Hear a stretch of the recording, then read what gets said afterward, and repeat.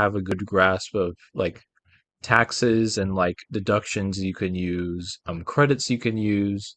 For example, it's like a lot of students can take advantage of certain credits by deducting their school expenses, and they can get in return a tax credit for the expense they did for their tuition. And this doesn't just apply to undergrads, but actually applies to graduate students as well. Um, I think there's like the lifetime credit and then the equal opportunity credit. I forget the names, but there's one for each. You can look them up. It's usually a little bit more for undergrad and more for graduate students. So that's good. I've used that, and the only criteria is you have to be independent using it.